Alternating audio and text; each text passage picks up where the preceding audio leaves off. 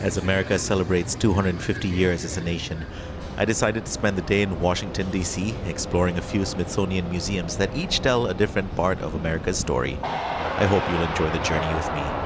Our first stop is the Air and Space Museum. As soon as you come in here, your eyes are drawn upward just because there's so much to see.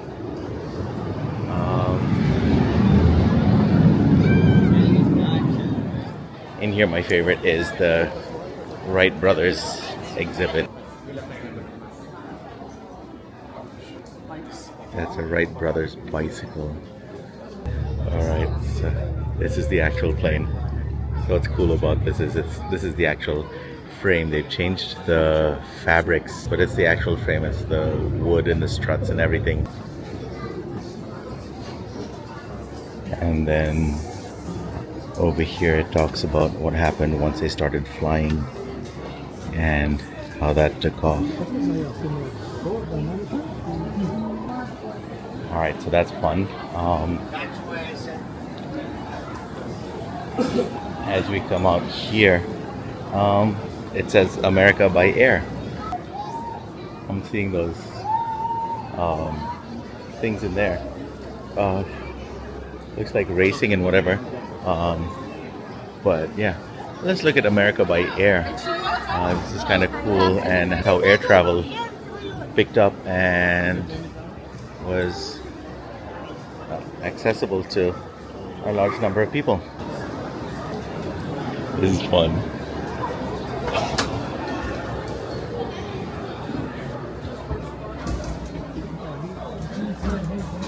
Alright, so there you have the cockpit with the pilot and co-pilot and sit. There's a whole bunch of stuff in here. There's storage racks as you enter. And yeah, this is how we did a typewriter. That's kind of cool. I'm not sure if people came and did work while they were here, but I mean, why not? Oh, there's restrooms there. Yeah, and alright, that's the whole thing. So yeah, that's pretty interesting. Alright, next one, let's go up. Let's go see the moon, the race to the moon, and the space race. And yeah, that should be fun. And then as we come up here somewhere, at a mid-level, we're on level with planes that are suspended from the roof.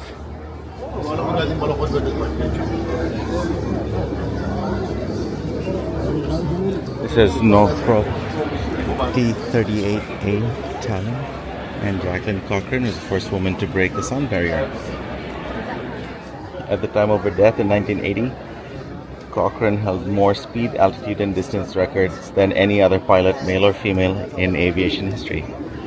That's super cool. And on her cockpit there are the 8 records that Cochran set. Oh, it says in this jet. So this is the actual jet that she flew. She set more than 200 records. Oh, she said, wow. This is the other section of the Air and Space Museum that I really like. Very, very high. Very, very high. There's over 2,000 degrees Fahrenheit, so much higher than your moment. So this is an A7L lunar space suit.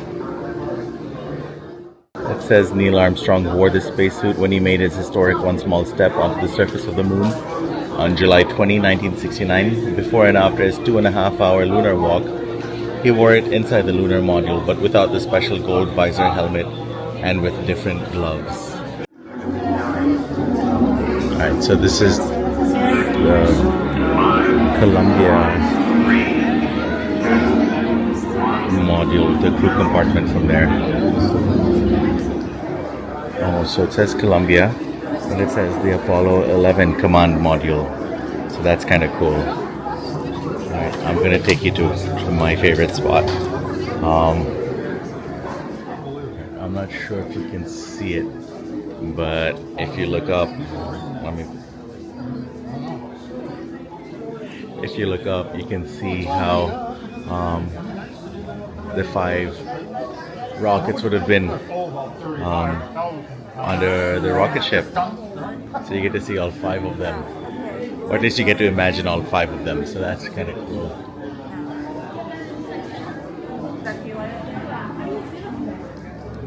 But I love looking at that and imagining, well, just I guess recognizing how big it is. That's really cool. This is an F1 engine parts from Apollo 11. The actual one that went to the moon. Yeah. Is it the actual one that went to the moon? Okay, so it's written over there that says this is the actual, the parts of the actual engine that went to the moon. It says roving explorers, Apollo 15, 16, and 17. These are kind of cool. These wheels that fascinate me, and how they're engineered so that they won't get a flat. All right, so yeah, those are my favorite parts of the Air and Space Museum here. I've been to it so many times. I still love coming through it. Our second stop on the list is the National Museum of American History.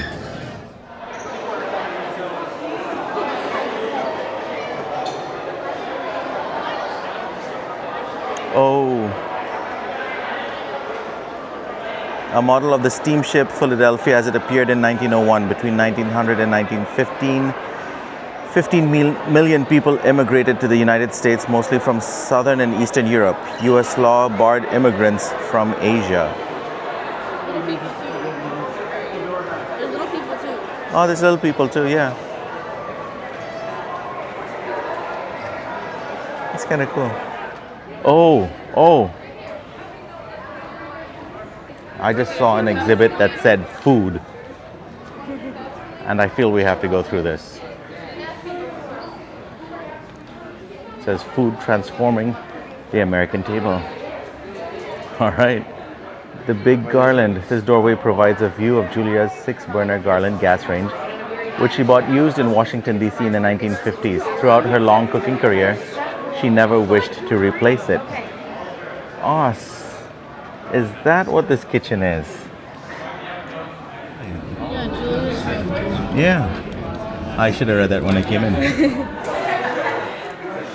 Oh, there's a daytime Emmy for Julia Childs. Huh. Oh, and then fast food on the go. And you see all the cups and stuff over there. Oh, look at the 7-Eleven. It's with a chicken and an owl. Early bird and night owl. In 1946, Southland Ice Company in Dallas, Texas, extended the hours of its convenience stores from 7 a.m. to 11 p.m. and renamed them 7-Eleven. In 1962, they became the first convenience chain to stay open 24 hours. Oh, and here's General Motors Hall of Transportation. I guess. You know my dad's a train enthusiast. Is he? And inland waterways, it says the Great Lakes, the mighty rivers. Oh, of course. The steamboats. That's kind of, yeah. It's kind of cool.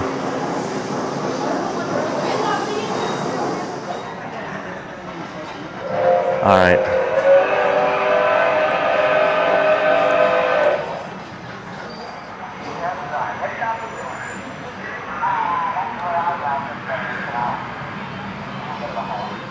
Oh, that's the back of a shipping container. Wasn't there a container ship with Legos that spilled in the ocean? Yeah.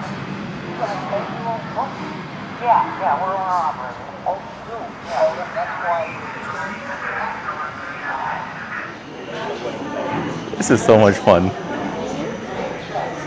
Oh, Really cool. Oh yeah. Route 66.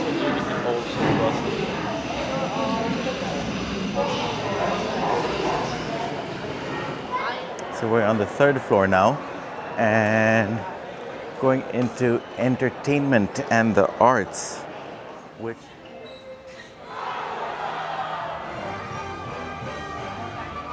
What?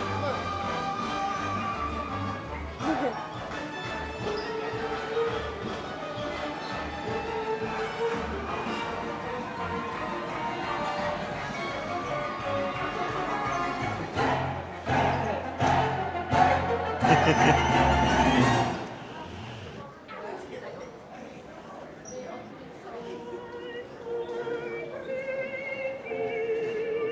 R2D2 and C3PO.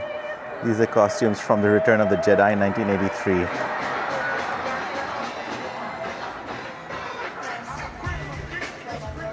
This is really cool.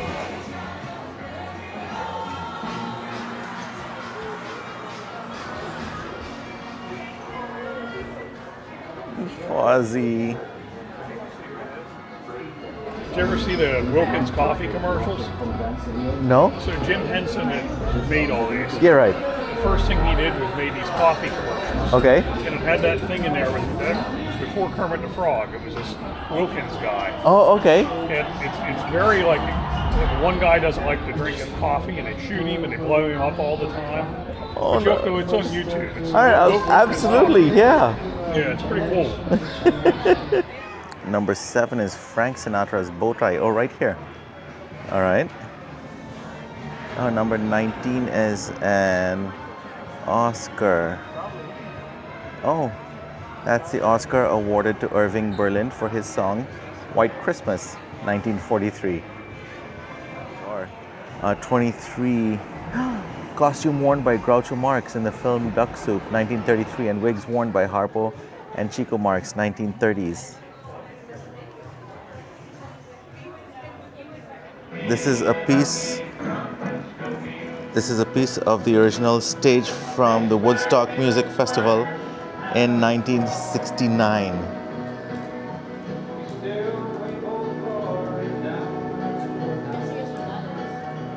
Are we allowed to stand on this? It says you can't.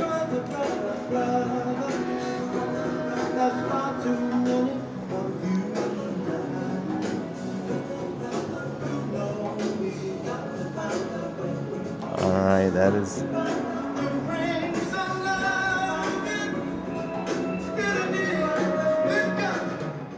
I mean, we often forget how much of an influence music is on culture or culture is on music. How intertwined and important that is. All right, number 6 is Clayton Moore's Lone Ranger Mask, 1949-1957.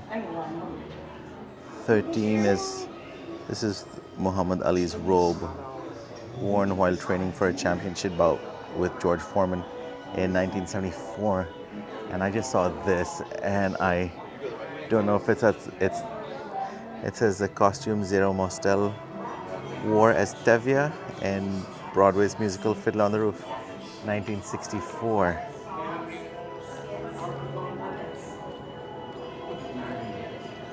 Bill Russell had 10,000 rebounds. Bill Russell, 10,000 rebounds? Crazy. Oh, that's lamb chop.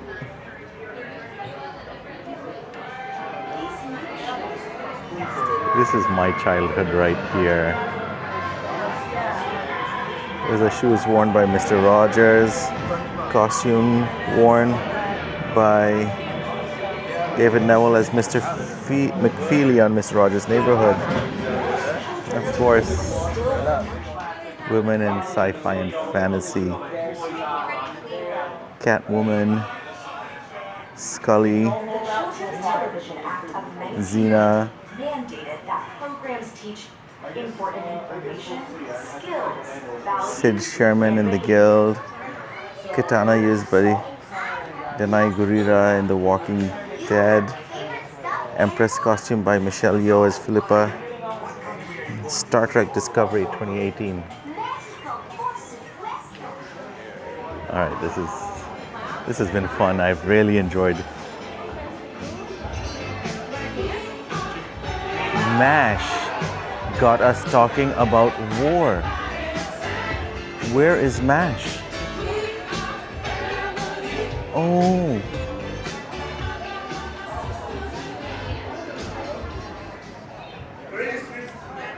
Signpost from the set of MASH, 1982. Breaking Bad got us talking about morality. Prince got us talking about self-expression. Hamilton got us talking about history. This is the shield used by Chris Evans as Captain America, The Winter Soldier, 2013. Alright, that was super cool. There's so much more I wish I could see. But we have one more museum that I want to get to today. So that's it for the American History Museum. But if you have time, come down, spend a day. There's a lot to see here, and whatever your interests are, it's fun to see that aspect of American history. And the third place on my list is the National Portrait Gallery. All right, we're coming through America's presidents. This is super cool. We're starting with George Washington, of course. So that's James Madison, the fourth president. James Monroe, the fifth.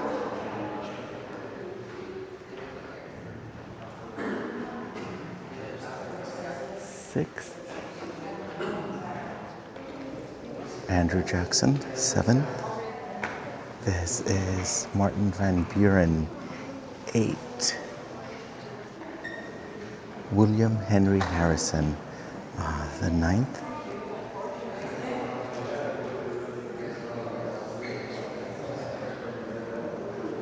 That might be 10th, but I'm looking for 2nd and 3rd. This is still these are all George Washington. Okay. That is also George Washington. All right, I found 2. Second president is John Adams, and the third one is Thomas Jefferson. John Tyler, 10. 11. This is James Polk. Zachary Taylor, 12. Millard Fillmore, 13. Rutherford Hayes, 19. All right, now this is 14.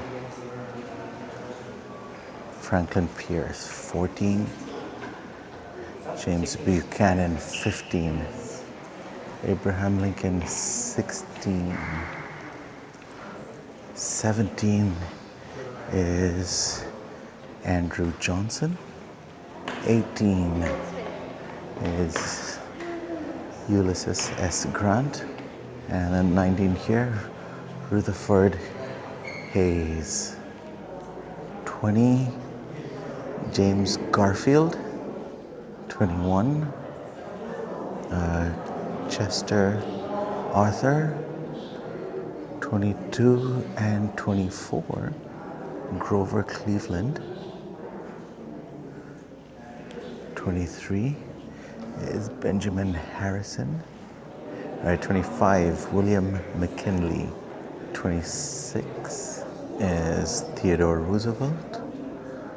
27 is William Taft. 28, oh, that's interesting, Woodrow Wilson.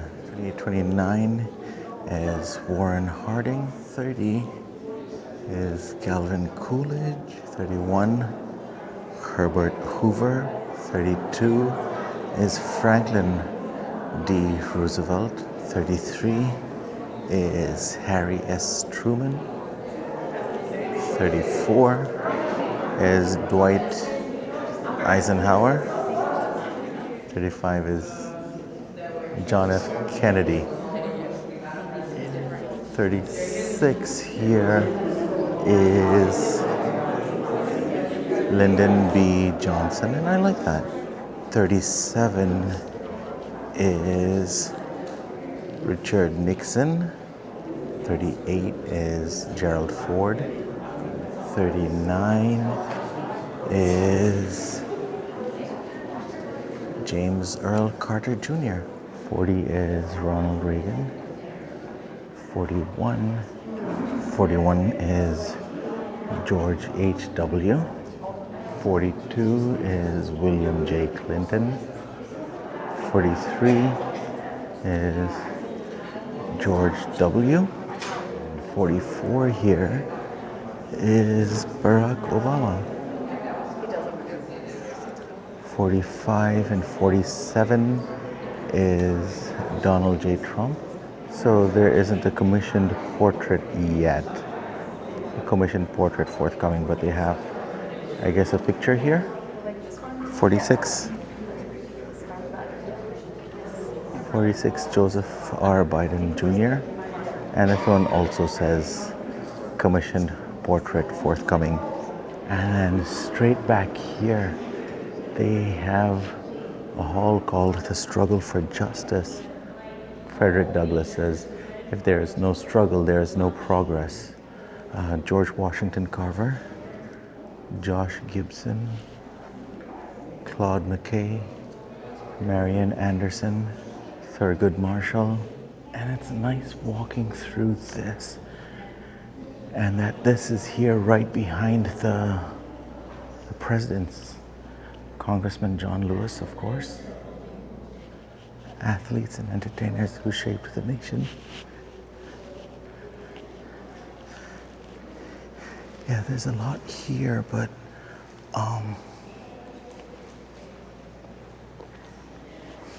maybe I'll walk through one more hall. This is nice walking through here and recognizing the people that contributed to 250 years of America's growth. Joseph Papp, Martha Graham, Paul Robeson, George Balanchine, George Gershwin. So, if there's one thing that I learned today, it's that the story of America is still being written, and each one of us has the opportunity to shape our communities and our world and to leave this place a little better than we found it. So thank you for being my home, America, and for helping shape me into who I am today. Happy 250 years. And thank you all for joining me on this journey of discovery. It's always nice having you along on my travels. Take care, and I'll see you on the next one.